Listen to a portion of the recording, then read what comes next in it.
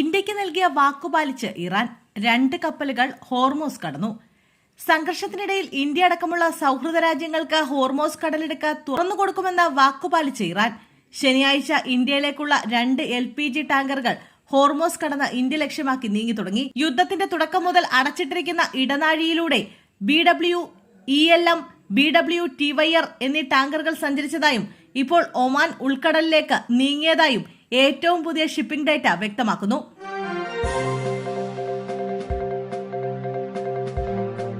Summer bumper VR 108 lottery ഫലം പ്രഖ്യാപിച്ചു. SB 517026 എന്ന നമ്പറിനാണ് ഒന്നാം സമ്മാനം. 1 കോടിയാണ് രണ്ടാം സമ്മാനം.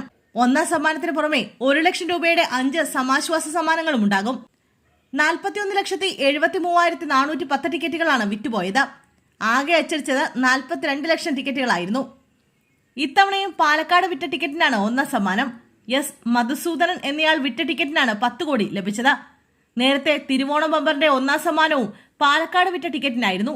രണ്ടാം സമ്മാനം SC 660 573 എന്ന നമ്പറിനാണ്.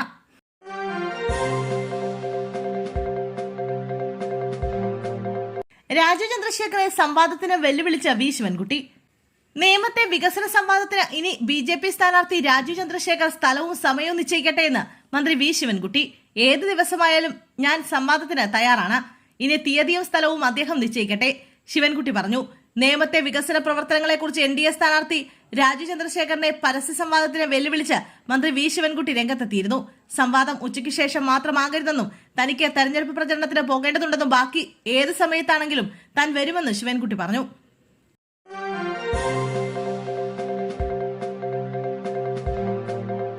കുടുംബസമേതം രാഹുലിനെ കണ്ട കെ സുധാകരൻ. നിയമസഭാ തെരഞ്ഞെടുപ്പിലെ സ്ഥാനാർത്ഥി നിർണയവുമായി ബന്ധപ്പെട്ട തർക്കങ്ങൾ പരിഹരിച്ച് മുതിർന്ന കോൺഗ്രസ് നേതാവ് കെ സുധാകരൻ ഹൈക്കമാൻഡ് നേതാക്കളുമായി കൂടിക്കാഴ്ച നടത്തി. ഡൽഹിയിലെത്തിയ സുധാകരൻ കുടുംബസമേത രാഹുൽ ഗാന്ധിയെയും കോൺഗ്രസ് അധ്യക്ഷൻ മല്ലികാർജ്ജുൻ ഖാർഗെയും കണ്ടു. AICC ജനറൽ സെക്രട്ടറി KC വേണുഗോപാലും കൂടിക്കാഴ്ചയിൽ പങ്കെടുത്തു. കേരളത്തിലെ ജനങ്ങൾക്ക് വേണ്ടി ജീവിതം മുഴുവൻ പോരാടിയ നേതാവാണ് കെ സുധാകരൻ എന്ന് രാഹുൽ ഗാന്ധി വിശേഷിപ്പിച്ചു. അദ്ദേഹം ഒരു യഥാർത്ഥ പോരാളിയാണെന്നും UDF ഒറ്റക്കെട്ടാണെന്നും രാഹുൽ ഗാന്ധി വ്യക്തമാക്കി. കേരളത്തിൽ 100 സീറ്റുകൾ നേടി കോൺഗ്രസ് വൻ വിജയം കൈവരിക്കുമെന്ന് കൂടിക്കാഴ്ചയ്ക്ക് ശേഷം രാഹുൽ ഗാന്ധി പ്രത്യാശ പ്രകടിപ്പിച്ചു.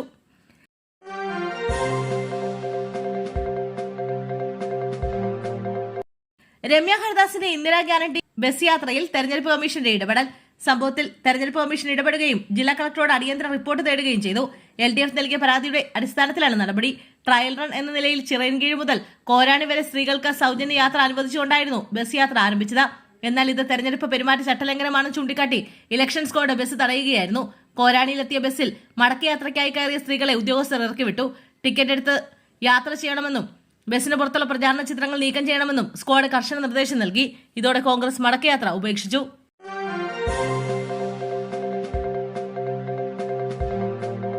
കാഞ്ഞിരപ്പള്ളി ജനറൽ ആശുപത്രി മോർച്ചറിയിൽ സൂക്ഷിച്ച മൃതദേഹം ജീർണിച്ച നിലയിൽ. ജീവനക്കാരുടെ ഭാഗത്തുനിന്നും ഗുരുതര വീഴ്ചയുണ്ടായെന്നാണ് ആരോപണം. മണിമല സ്വദേശിയുടെ മൃതദേഹമാണ് ജീർണിച്ച നിലയിൽ കണ്ടെത്തിയത്. മൃതദേഹത്തോട് അനാദരവ് കാണിച്ചതാണ് ആരോപണം. പ്രവർത്തിക്കാത്ത ഫ്രീസറിൽ മൃതദേഹം സൂക്ഷിച്ചതാണ് സംഭവത്തിന് ഇടയാക്കിയത്. ബന്ധുക്കളെത്തുമ്പോൾ കണ്ടത് ദുർഗന്ധം വമിക്കുന്ന മൃതദേഹമാണ്. പിന്നാലെ ഇവർ ആശുപത്രിക്കെതിരെ പ്രതിഷേധിക്കുകയായിരുന്നു. അതേസമയം തങ്ങളുടെ ഭാഗത്തുനിന്നും വീഴ്ച പറ്റിയെന്ന് അധികൃതർ സമ്മതിച്ചു. വീഴ്ച വരുത്തിയ ജീവനക്കാർക്കെതിരെ കടുത്ത നടപടിയെടുക്കുമെന്ന് ആശുപത്രി അധികൃതർ അറിയിച്ചു.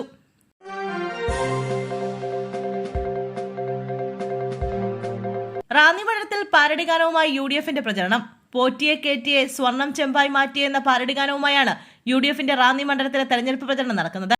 ശബരിമല ഉൾപ്പെടുന്ന മണ്ഡലമാണ് റാന്നി. മണ്ഡലത്തിലെ UDF സ്ഥാനാർത്ഥി പഴകുളം മധുവും അദ്ദേഹത്തിന്റെ അനുകൂലികളുമാണ് ഇത്തരത്തിൽ പാട്ടുപാടി പ്രചരണം നടത്തുന്നത്. അതേസമയം പാരഡി പാട്ടുമായുള്ള പ്രചരണം തെറ്റാണെന്ന് തിരുവാഭരണപാത സംരക്ഷണ സമിതി അറിയിച്ചു. പാട്ട് പ്രചാരണത്തിന് ഉപയോഗിക്കുന്നത് തെറ്റാണെന്നും അവർ വ്യക്തമാക്കി. നേരത്തെ നൽകിയ കേസിൽ നിന്ന് പിന്മാറിയിട്ടില്ല, ശക്തമായി മുന്നോട്ടു പോവുകയാണെന്നും സംഘടനയുടെ ജനറൽ സെക്രട്ടറി റാന്നി സ്വദേശി പ്രസാദ് കുഴിക്കാല പറഞ്ഞു.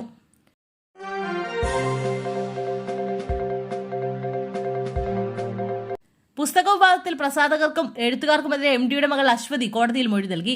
കോഴിക്കോട് CJM കോടതി 4-ലാണ് മൊഴി രേഖപ്പെടുത്തിയത്. പുസ്തകം പിൻവലിക്കണമെന്നും രചയിതാക്കൾക്കും പ്രസാധകർക്കുമെതിരെ നടപടി സ്വീകരിക്കണമെന്നും ആവശ്യപ്പെട്ട് അശ്വതി സമർപ്പിച്ച ഹർജിയിലാണ് നടപടി. കോടതി നടപടികൾക്ക് ശേഷം പുറത്തിറങ്ങിയ അശ്വതി പ്രതികരിക്കാൻ തയ്യാറായില്ല. പുസ്തകം MDയെയും കുടുംബത്തെ അപമാനിക്കുന്നതാണെന്ന് അശ്വതി കോടതിയിൽ നൽകിയിരിക്കുന്ന മൊഴിയിലുള്ളതെന്നാണ് വിവരം. ഇതിനായി പുസ്തകത്തിന്റെ പ്രസാധകരും എഴുത്തുകാരും ഗൂഢാലോചന നടത്തി. പുസ്തകത്തിന്റെ തലക്കെട്ടും ഡിസൈനും തന്റെ അച്ഛനായ MD വാസുദേവൻ നായരെ മോശക്കാരനാക്കുന്നതാണ്. സാമ്പത്തിക ലാഭം ലക്ഷ്യമിട്ടാണ് എഴുത്തുകാർ പുസ്തകം പ്രസിദ്ധീകരിച്ചതെന്നും അവർ കോടതിയിൽ പറഞ്ഞതായാണ് വിവരം.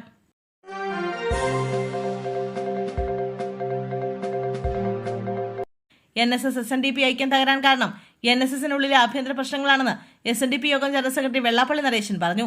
ഐക്യത്തെ അനുകൂലിച്ചതും എതിർത്തതും സുകുമാരൻ നായരാണ്. തുഷാർ വെള്ളാപ്പള്ളി ചർച്ചയ്ക്ക് വരട്ടെയെന്നും മകനെ പോലെയാണ് പറഞ്ഞതെന്നും സുകുമാരൻ നായരാണ്. ഐക്യം ഭാവിയിൽ നടക്കുമായിരിക്കുമെന്നും വെള്ളാപ്പള്ളി നരേശൻ പറഞ്ഞു.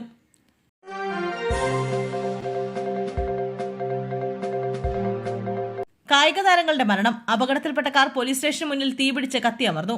പോലീസ് സ്റ്റേഷന് മുന്നിൽ പാർക്ക് ചെയ്തിരുന്ന കാർ കത്തിയമർന്നു. കഴിഞ്ഞ ദിവസം കായിക താരങ്ങൾ മരണപ്പെട്ട അപകടത്തിന് പിന്നാലെ വെഞ്ഞാറമൂട് പോലീസ് സ്റ്റേഷന് മുന്നിലേക്ക് മാറ്റിയിട്ടിരുന്ന കാറിനാണ് തീപിടിച്ചത്. പോലീസുകാരും നാട്ടുകാരും തീയണയ്ക്കാൻ ശ്രമിച്ചെങ്കിലും പരാജയപ്പെട്ടതോടെ ഫയർഫോഴ്സ് തീകെടുത്തി. ഇക്കഴിഞ്ഞ വ്യാഴാഴ്ച പിരപ്പൻകോട് വെച്ചായിരുന്നു അപകടം.